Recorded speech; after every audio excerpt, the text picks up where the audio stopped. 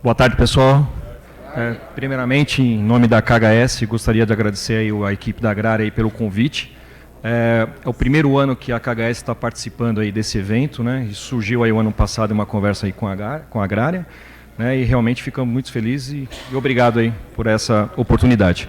Bom, meu nome é Narciso Vieira, para quem não conhece, né?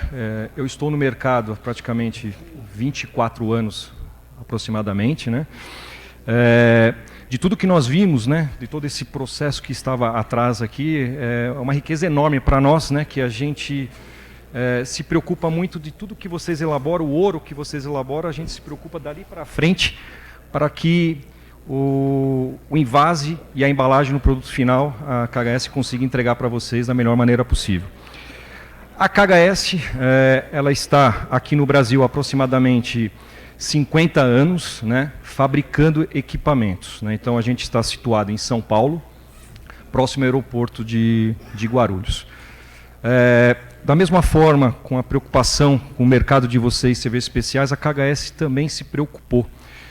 E em aproximadamente 5 anos, com essa evolução e preocupado com o mercado de vocês, nós resolvemos investir. E com muito carinho, sendo sincero para vocês, nós conseguimos, né? Então, hoje, eu posso falar para vocês assim, com muita alegria, que a KHS tem o suporte, estrutura e equipamentos para poder atender a demanda de vocês. Tá? Então, esse assim, é o que eu gostaria de principal e introdução e passar para vocês, que nos consulte, que nós podemos ajudar vocês. Agora eu vou passar ao meu colega Wagner Bonini, que vai estar aí comentando e explicando um pouco para vocês dimensionamento de linha voltado aí realmente ao processo de produtividade. Ok? Ok. Boa tarde a todos. Sejam bem-vindos aqui. Eu também estou muito contente, assim como o Narciso falou, né, de estarmos participando aqui do workshop com a Agrária. E vamos começar a falar aqui um pouco do que vem depois de tudo que vocês viram até agora, né? Que é a parte de matéria-prima, de insumos para fabrico da cerveja, né? Então agora nós vamos falar um pouquinho do engarrafamento da cerveja, né? Quais são os conceitos que estão por trás para o dimensionamento das linhas de engarrafamento de cerveja, tá? Mas, antes de começar a falar um pouco, né? Só fazer um pouco de pesquisa aqui, de enquete, para poder direcionar um pouco mais ou agilizar um pouco mais a apresentação, porque é uma apresentação que normalmente eu faço em 4 horas, reduzida a 45 minutos. Tá? Então, quantos aqui conhecem, ou sabem, ou têm linhas de engarrafamento? Vou levantar a mão aí, gente. Tem vergonha não. Também não tem vergonha se não conhece não, faz parte mesmo. Eu mesmo, como falei, o mundo que a gente viu até agora aqui, né, de fabrico, para nós também é pouco conhecido, né? Estou aprendendo bastante, isso é muito bom. Então vamos aprender um pouquinho também o que é dimensionar uma linha. Bom, primeiramente, a gente tem que lembrar que uma linha de engarrafamento, né, ela pode ser, a cerveja ela pode ser engarrafada em vasilhames de vidro, né, de lata ou em PET também, certo? Então esse é o foco da KHS, produzir equipamentos nessa linha de insumos, tá? de envases. Okay? E quando a gente fala em vidro, a gente está falando tanto em vidro retornável quanto o vidro não retornável, o vidro one-way. Okay? Então o que a gente quer, a princípio, com o dimensionamento de linha, dimensionar uma linha para que ela funcione de uma maneira suave, né? Para quê? Para que a integridade do vasilhame, né, do envase, seja preservado até a entrega para a adega, né, para o estoque e, consequentemente, que chegue um produto com qualidade ao cliente final. Então, para produzir, o que a gente pretende, né?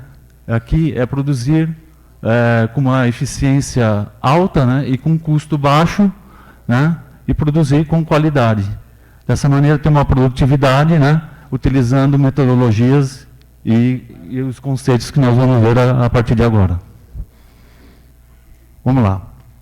A primeira coisa que a gente recebe de vocês, né, quando a gente fala, eu quero uma linha de engarrafamento, eu preciso de uma linha de engarrafamento. A primeira coisa que a gente quer saber de vocês, qual o tamanho da linha, né?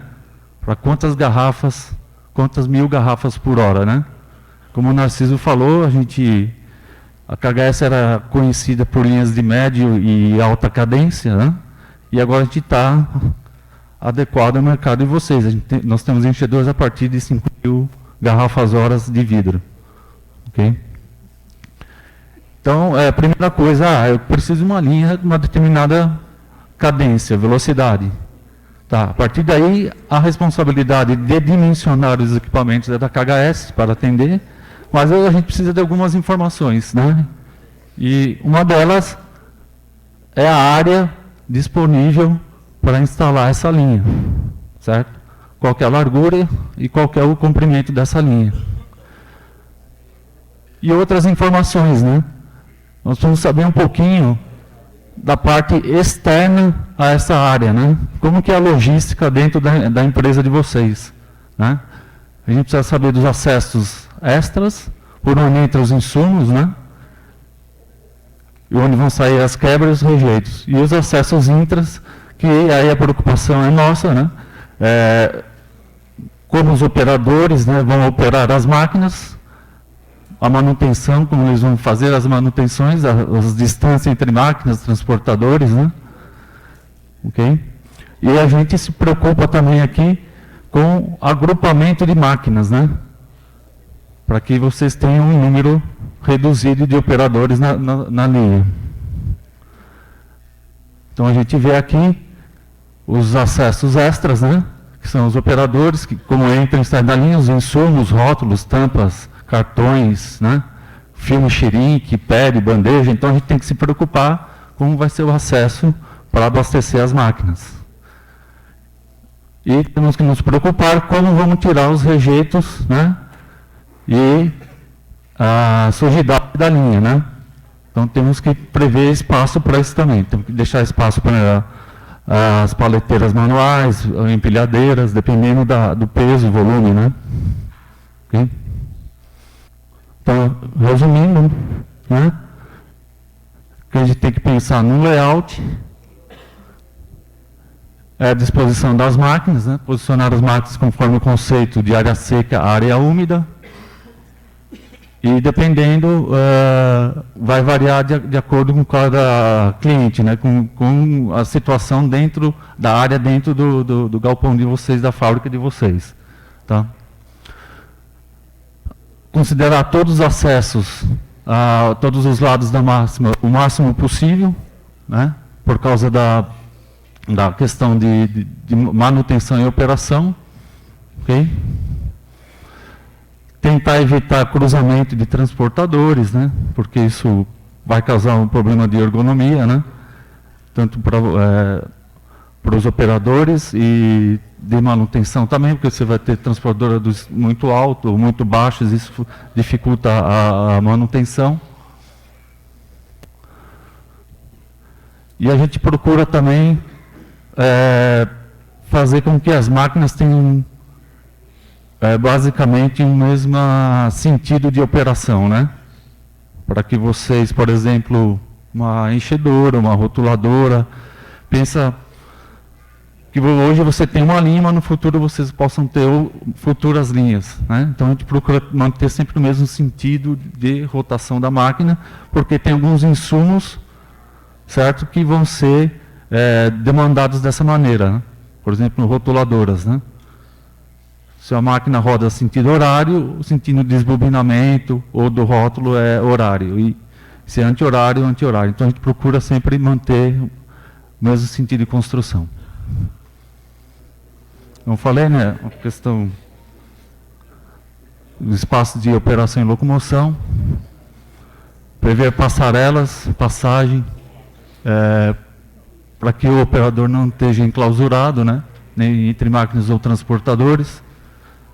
Eu estava falando primeiramente tentar deixar a operação das máquinas sempre para os corredores externos.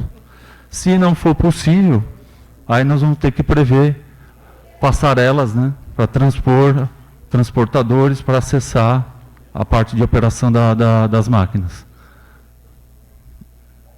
E como falei, os insumos. A preocupação do acesso de empilhadeiras, né, ou paleteiras manuais, até o ponto onde vai ser entregue o insumo na linha. E manutenção, para que toda a máquina tenha acesso dos motores, eixo de transportadores, seja de fácil acesso para a manutenção. Prever espaço também, bombas, né, das lavadoras de garrafas, pasteurizadores, tudo que tenha acesso, seja necessário fazer algum tipo de manutenção, lubrificação, substituição ou mesmo limpeza, tenha que ter um espaço mínimo adequado. E a gente sempre fala espaço mínimo adequado, lógico que cada empresa tem o seu standard, a sua especificação, mas geralmente a gente procura falar não menos de 800 milímetros, que é para circulação, ou a retirada de algum componente da máquina. Se for exigido um componente maior, um eixo que ele é muito largo, né? Então aí tem que deixar o respectivo espaço para a remoção do mesmo. Então vamos falar aqui um pouquinho como a gente dimensiona a linha, tá? Não coloquei aqui muitas fórmulas, né?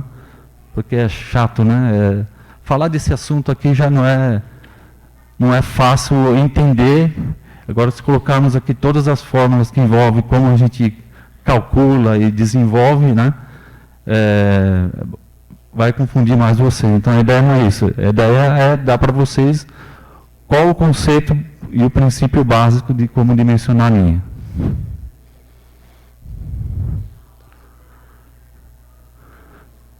Então, a primeira coisa que a gente vai se preocupar é com a cadência nominal da linha, né? É a velocidade de projeto da linha, dada em garrafas por hora ou latas por hora, né?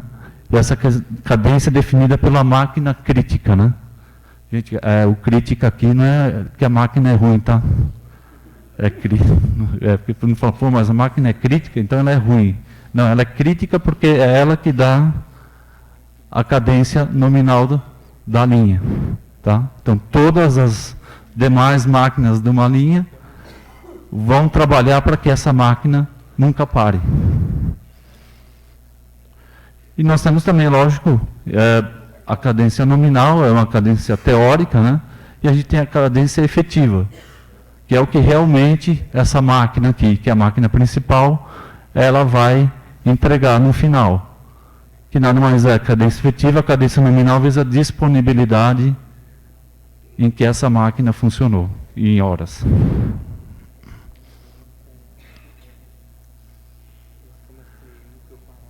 Então vamos imaginar aqui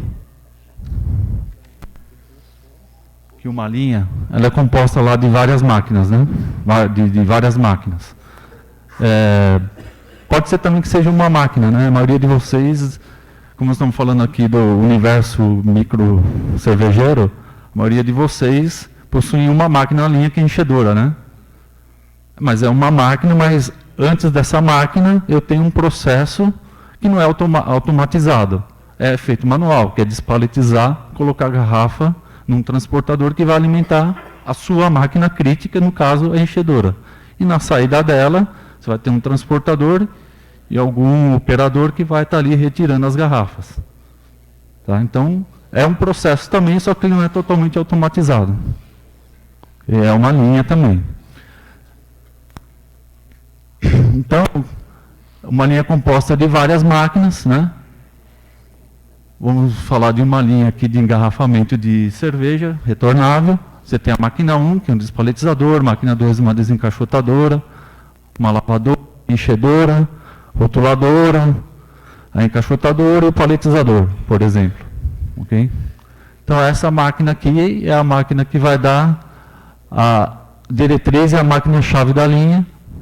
Ela tem que sempre estar funcionando, porque é ela que vai dar a eficiência da linha, é onde nós vamos medir a eficiência da linha. E ela da linha é a máquina que tem cadência mais baixa, e que a gente chama de cadência nominal. Aí vocês vão perguntar, né? Mas, Wagner, por que a enchedora é a máquina crítica, não pode ser a desencaixotadora, a lavadora, a desencaixotadora ou a rotuladora, né? Por que você escolheu a enchedora para ser a máquina principal da linha, que vai dar a velocidade nominal da linha? Simplesmente por alguns critérios, né? Então, pode ser o critério de processo e qualidade que essa máquina vai trazer para o teu produto, aspectos térmicos e mecânicos, ou uma máquina que ela tem uma velocidade fixa, ela não modula, ou o custo da máquina, é uma máquina muito cara, tá? Então a gente tem que proteger essa máquina, tá?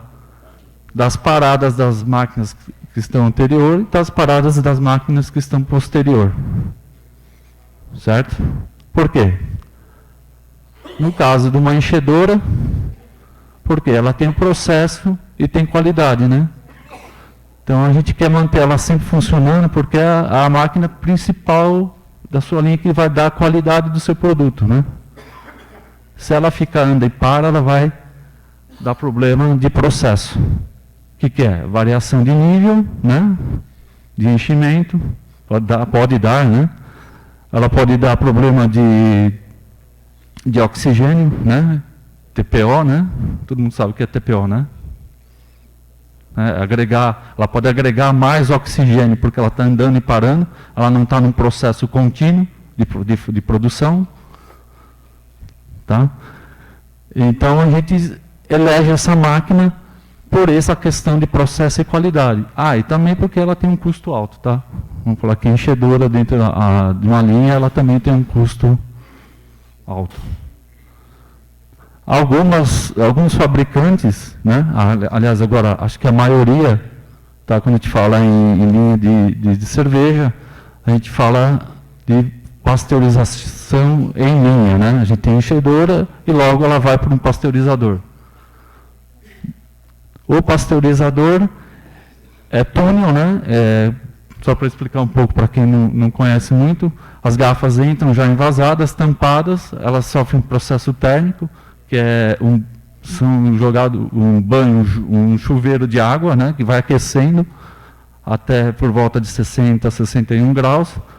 Aí mata-se os micro-organismos, isso você sabe melhor do que eu, né? E depois ela é resfriada até a temperatura ambiente novamente e sai da máquina. Então, essa máquina, por a questão, né, aspectos térmicos e também de custo alto, elege ela como a máquina principal. Então, ela não passa a ser enchedora, passa a ser o pasteurizador. Ok? Pessoal. Tá todo mundo entendendo até aí? Tá mesmo? Tá bom? Eu vou dar essas paradas porque não é fácil entender de primeira vez. Ok? Então, é dessa maneira que se elege a máquina crítica. Tá? Questão de processo, e custo e térmico.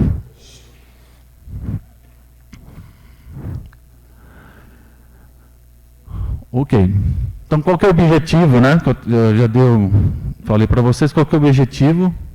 É deixar a máquina crítica sempre funcionando. Nunca parar a máquina crítica por falta de garrafa vazia ou acúmulo na saída. Ok?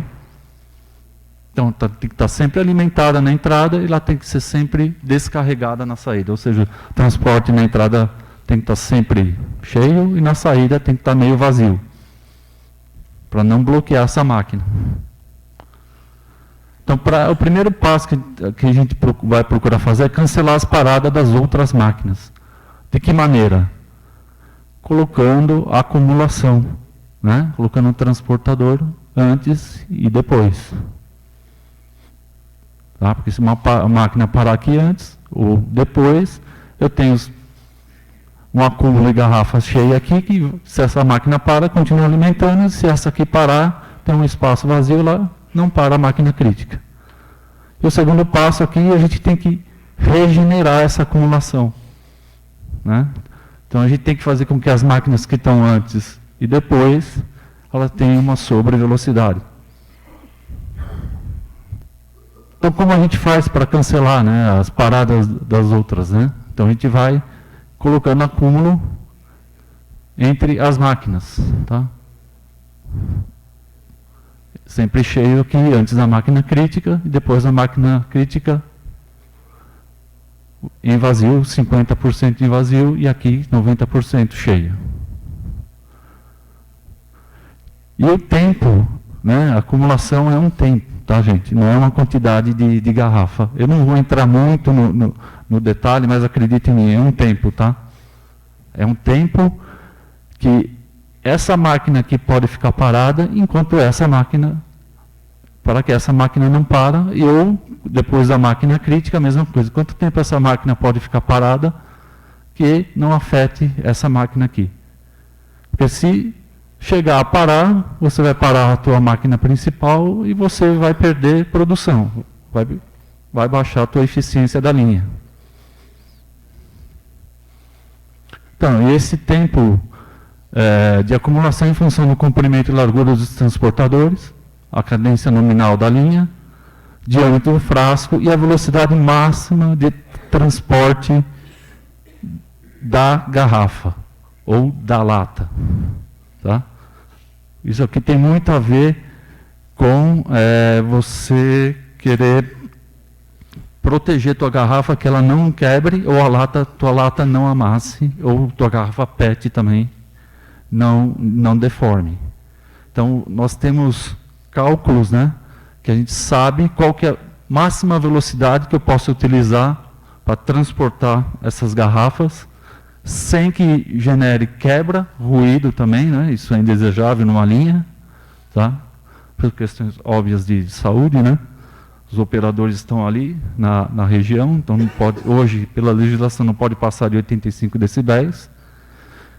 Então, a gente tem esse compromisso de saber aqui, para cada tipo de garrafa, qual que é a velocidade máxima que eu consigo transportar essa garrafa. Então, simulando aqui, o que ocorre se eu não tenho acumulação entre as máquinas, né? A parada de uma máquina vai ser igual a parada de todas, né? Eu não tenho nada ali de acúmulo, de buffer, né? Então, parou uma máquina, a outra na sequência vai parar também. Só tem aquele pedacinho de transportador ali, então vai parar. Todas as máquinas estão bloqueadas. E isso vai ter um impacto muito negativo na linha, porque você vai perder eficiência e vai perder produção, né? E outro impacto danoso à máquina é o stop and go, né? A máquina anda e para, né? A máquina que estava antes ou depois da máquina crítica, tem um problema, anda, para, vai gerando fadiga, desgaste, né? Mecânica das máquinas. Você vai ter um consumo maior de peças, desajuste rápido das máquinas, né? Porque você anda e para. Você calibrou a máquina, deixou ela tudo certinha para rodar com aquela garrafa, com aquela tampa, com aquele rótulo, né? Como você vai andando e parando, aquele ajuste vai se perdendo, né? Aí você vai ter os problemas do processo da máquina crítica, né? Que a máquina crítica ela tem que estar funcionando para que o processo, né, de qualidade que ela está gerando no teu produto seja bom, né? Então aqui o exemplo, né? Se você tem 7 máquinas na linha, e está 7, mas são 6.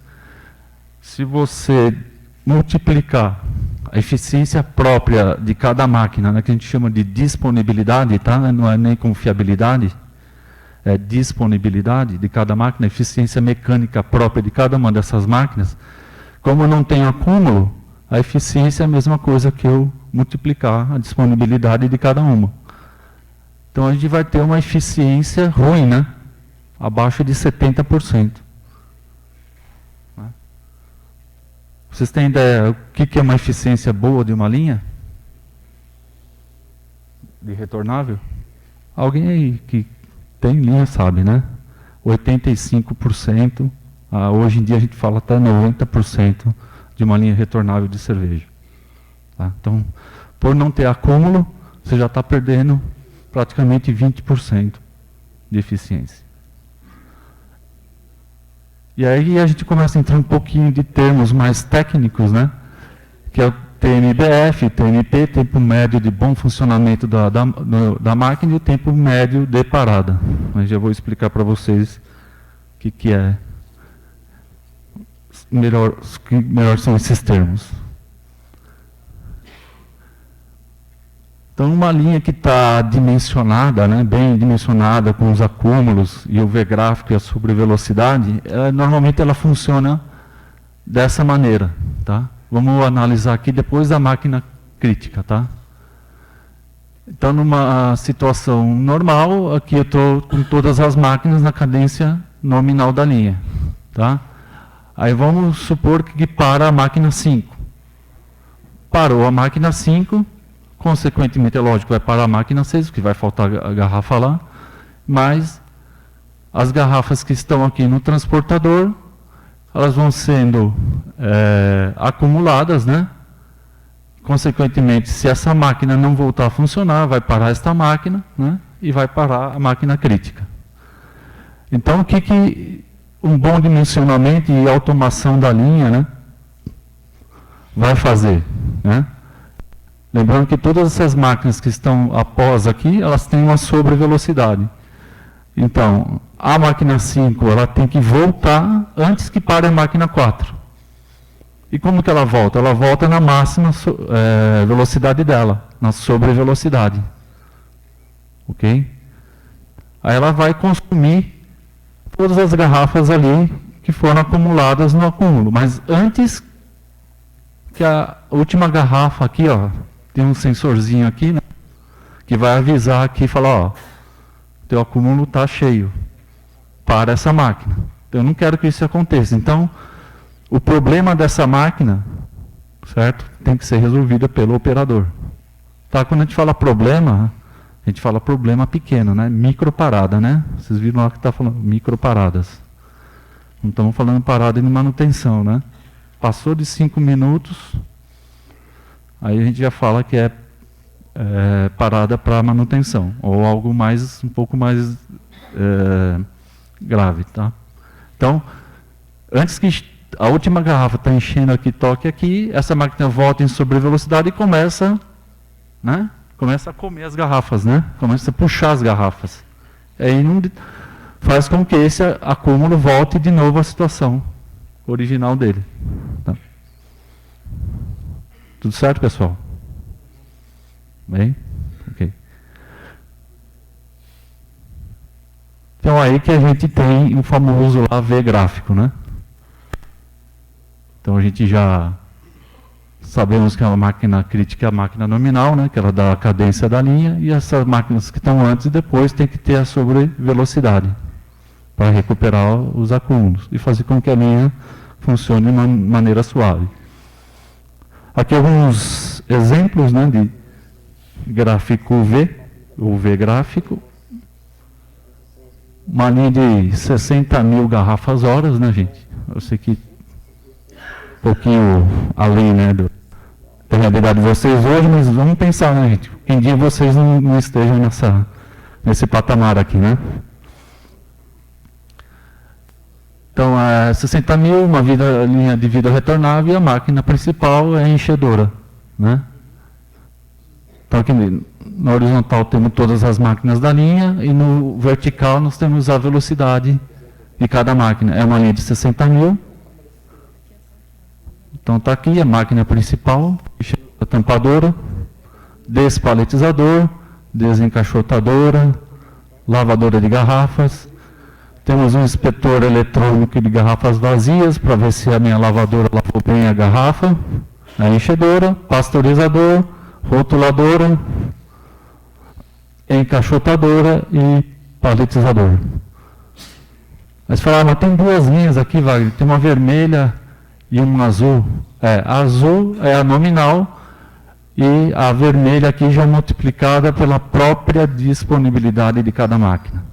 Para que vocês saibam qual que é o efetivo que vai dar essa linha.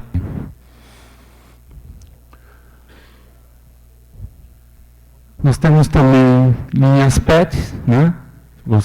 Pode ser que algum de vocês saibam que cerveja também pode ser envasada em garrafa PET, né? A questão aí, hoje em dia, é o shelf life, né? A vida dessa cerveja dentro da garrafa PET, né? Porque o PET é permeável, ele vai sair o CO2 que está dentro e vai entrar o oxigênio. Isso vai estragar a cerveja, né? Ela vai ter um shelf life muito curto, um mês ou menos, né? Mas é possível, tá? Inclusive, existem tecnologias, a KHS tem tecnologia, tá? Para poder melhorar esse shelf life em garrafa PET, certo, Narciso? Nós temos uma máquina que ela cria uma barreira interna na parede interna da garrafa PET. É uma tecnologia que ela chama Plasmax, tá? Ela pega a sílica e através de um plasma ela faz com que essa sílica ela vire uma monocamada e essa monocamada ela adere à parede interna da garrafa. Então ela se mescla com as moléculas do PET. Aí ele gera uma maior proteção à saída do CO2 e à entrada do oxigênio. Tá? Então, hoje em dia, vamos falar, é viável fazer cerveja com alto shelf life, com uma durabilidade alta. Tá? Então, a gente tem aqui uma linha PET também. Aí você fala, pô, mas Wagner, não é um V, né? Não é um V porque uma linha PET, ela nasce na sopradora, né?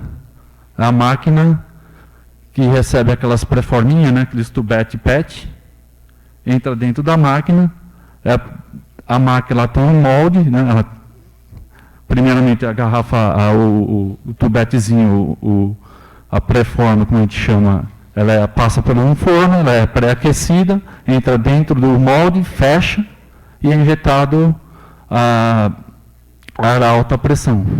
Aí conforma a garrafa no formato do molde. Ok? Então, por isso, a sopradora, neste caso, a gente já elege ela aqui como a máquina crítica. Tá? Não só porque é a primeira máquina da linha, mas porque é uma máquina qual o processo é importante. Porque a sopradora, ela não modula a velocidade, ela tem que trabalhar numa velocidade constante e também é uma máquina cara. Então, nós temos que proteger a sopradora das microparadas. Ok? Tem que deixar ela sempre funcionando para que o processo dela seja com qualidade e entregue uma garrafa com qualidade. Então, aí depois a gente tem o rinser, a enchedora e tampador, rotuladora. Pode ser, no caso aqui de cervejarias, o comum é você não ter o pasteurizador túnel, porque você aquecer a garrafa, você pode alterar as características da proteção da barreira, né, que eu falei agora há pouco. Então, você flash pasteuriza a cerveja e manda ela para a enchedora já flash pasteurizada. Ok? Aí temos a embaladora de filme, né, que faz o fardo, né, e a paletização. Mais recente, não tão recente, né? Nós estamos falando de uma tecnologia já de mais de 20 anos, aproximadamente. Temos a sopradora e a enchedora como sendo uma única máquina. Tá? Então, a gente chama um bloco. Ok? Isso aqui a gente elimina o transportador entre a sopradora e a enchedora, né? Então a gente consegue diminuir a área ocupada, e um problema que veio a surgir com o passar dos anos, a tecnologia fez com que o PET, né, de melhor qualidade, conseguir baixar a gramatura. E o processo da própria sopradora também. Então, garrafa muito leve, você transportar ela, você vai danificar a garrafa. Então, foi onde surgiu a ideia de juntar essas duas máquinas. Okay? E aí, hoje, o que a gente faz? A gente só tem uma sobrevelocidade para 3 máquinas: rotuladora, embaladora e paletizador. Fala, pô, mas Wagner, eu não tenho acúmulo aqui nem aqui, mas eu tenho aqui, ó. O que aconteceu com a tecnologia, né? Essas 3 máquinas hoje, se for comparado, lembra que eu mostrei lá que cada máquina tinha 95% de disponibilidade, eficiência própria? Hoje essas máquinas já chegam a 98%, 99%. Então elas são mais confiáveis ao longo do tempo também, tá? Então, aí o que eu faço? Como a máquina é mais confiável, eu não preciso pôr acúmulo entre elas. Eu deixo só um acúmulo entre esse bloco aqui e esse bloco aqui.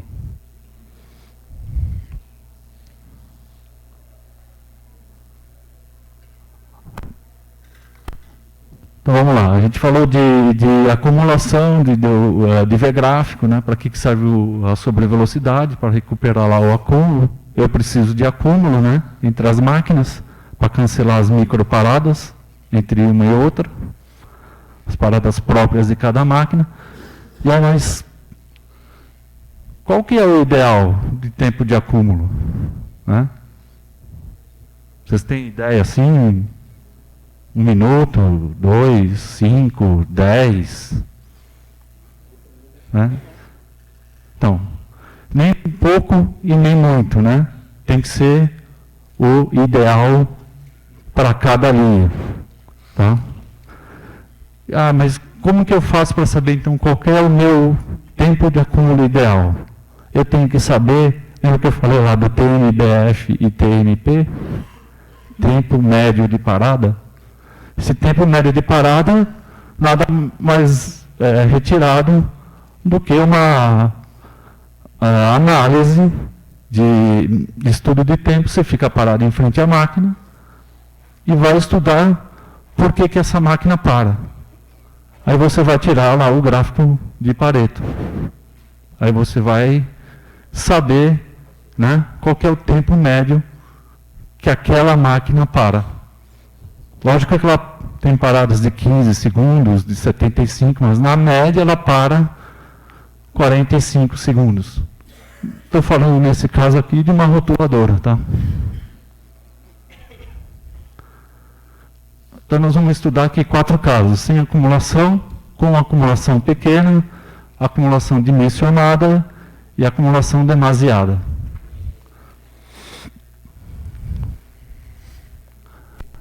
Então vamos lá. Então eu tenho uma seção aqui da linha, eu tenho uma enchedora conectada com o transporte de uma via, tá, que a gente chama de unifilar, a uma rotuladora. Estamos analisando só esse trecho aqui, tá? Então essa máquina aqui, a gente viu lá que tem 45 segundos de tempo médio. Só que esse acúmulo aqui, ó, o unifilar só tem 15 segundos. Então ele só vai cobrir 10% das paradas dessa máquina, né? Se eu fizer um cálculo aqui, por exemplo, essa linha é 13.000, então eu deixo de não cancelar 90% dos 5% de disponibilidade de parada dessa máquina, eu vou ter 4,5% de perda de eficiência, porque essa máquina vai parar, consequentemente enchedora. Isso, em um ano, vai dar 2.250.000 garrafas não produzidas, tá? Considerando um turno de 8 horas, 20 dias e 2 turnos por dia. Então tá, então vamos fazer um segundo estudo aqui. Vamos colocar um pouco mais de acúmulo, né? Vamos colocar Então, os 45 segundos, né? Pô, o Wagner falou que essa máquina para 45, né? Então, vamos pôr os 45, né? Aí eu já mato, né? Certo?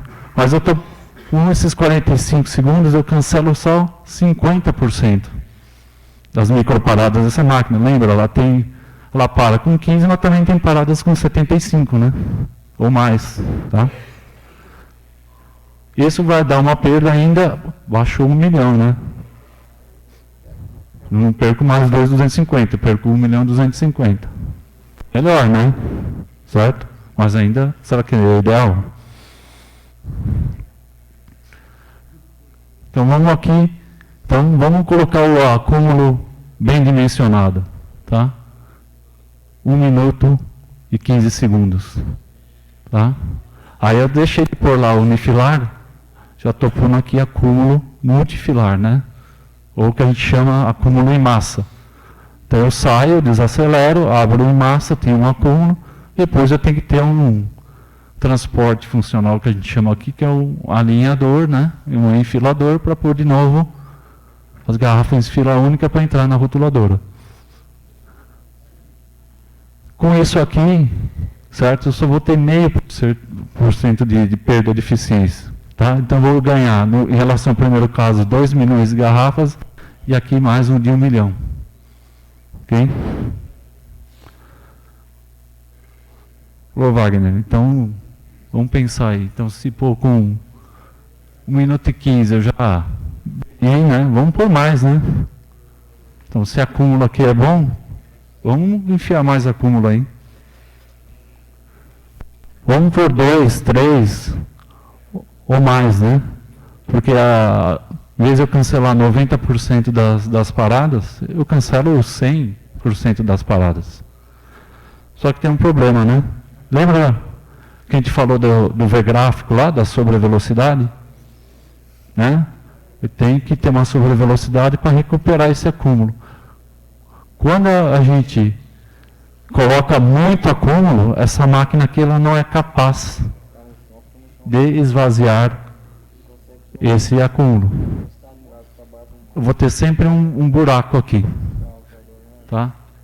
Então esse buraco em algum momento vai chegar aqui na enchedora. Entenderam? Entenderam? Vou repetir um pouquinho para frente aqui, vai ficar mais claro.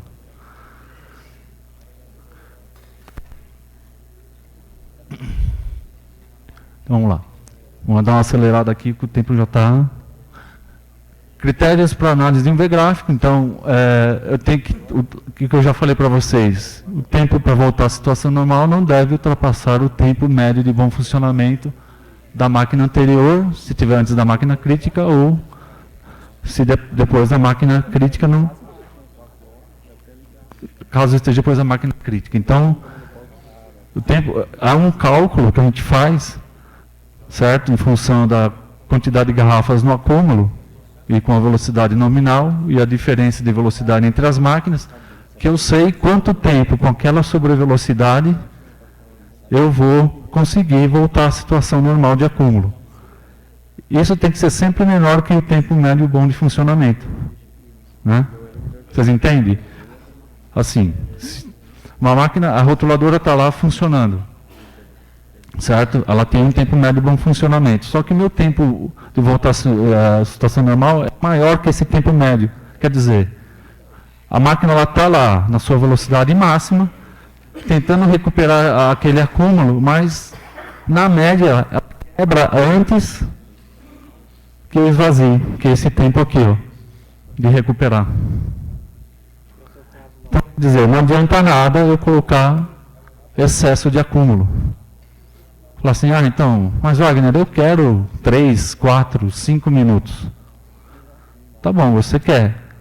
Só que não vai servir para nada. Um dado momento, a tua máquina não vai mais recuperar o acúmulo. Ela não tem sobrevelocidade para isso. Aí eu vou falar para você, coloca uma máquina maior, aí o meu amigo aqui vai ficar contente, certo? Vai estar vendendo uma máquina maior, sem necessidade. Mas se você quer, tudo bem. Ou às vezes, está no limite de velocidade daquela gama de máquina, temos que pôr uma segunda máquina. Aí ele vai ficar mais contente ainda. Certo, Narciso? Então, o que a gente está falando aqui? Temos que dimensionar de acordo com a linha, com o tipo de máquinas que estão sendo instaladas, com as características de tempo médio de bom funcionamento e tempo médio de parada.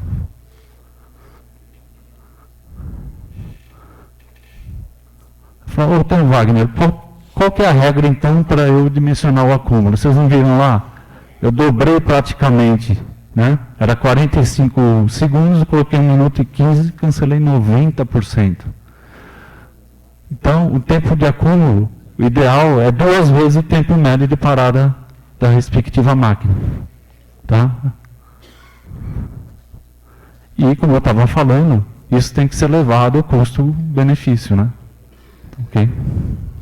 No tempo de acúmulo, 2 vezes o tempo médio de parada. Ok, pessoal? Estou falando grego, né? Putz. Tô não. Não?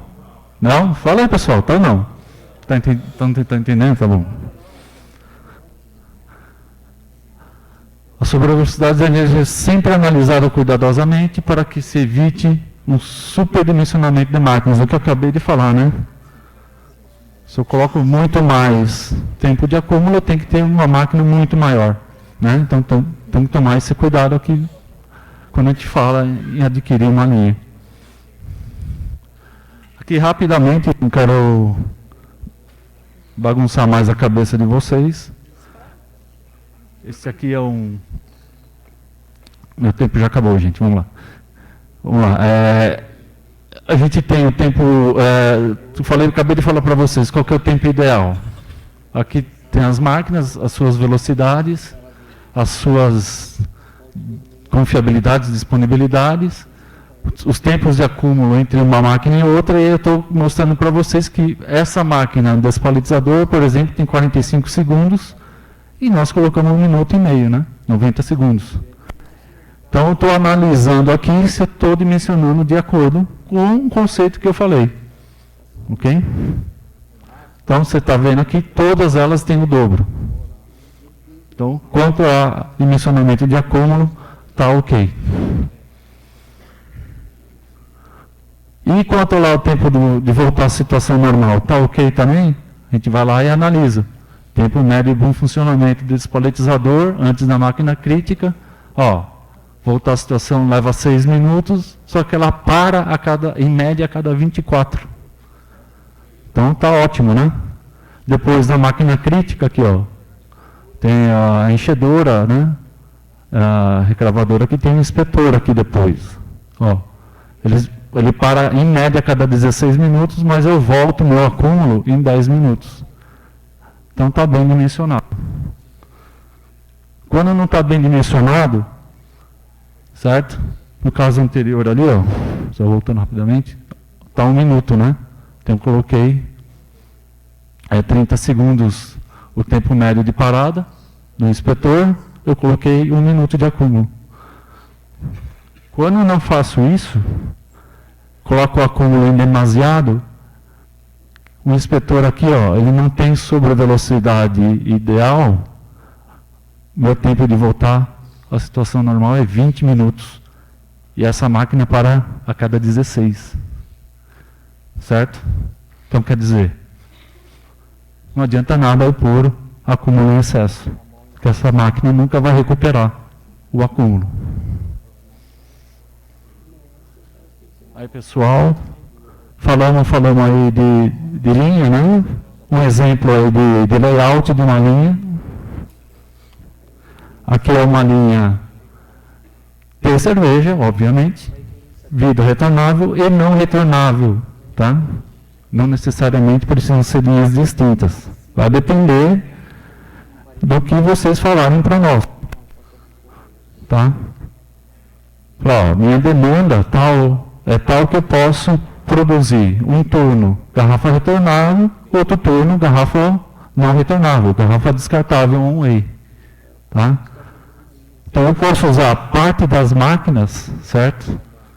Para ambas funções, não retornável e retornável. Ok?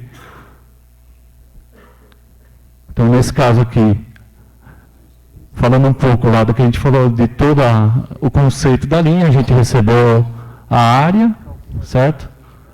E a gente procurou dispor as máquinas e operações ao lado dos corredores externos, separar um pouco um conceito aqui, a parte suja da linha, que é despaletização, desencaixotamento, lavadora na parte superior, a parte mais nobre, que já é a garrafa lavada, aqui está a enchedora, rinser, enchedora, tampadora, né? Pasteurizador, rotuladora, a encaixotadora, para a caixa plástica, no caso se for retornável, aqui para um whey, na parte isolada, e aqui a parte de paletização. E separamos aqui também, ó. Então a gente fez uma cruz, né? A gente separou a parte suja, certo? A parte limpa, e a gente está separando também, que a gente fala a parte seca, né? A parte menos molhada da linha, que a lavadora usa muita água. Aqui temos a enchedora, que tem um produto, né? Que acaba sendo úmido, pasteurizador. Então a gente separou a linha aqui também, parte úmida e parte seca. Ok?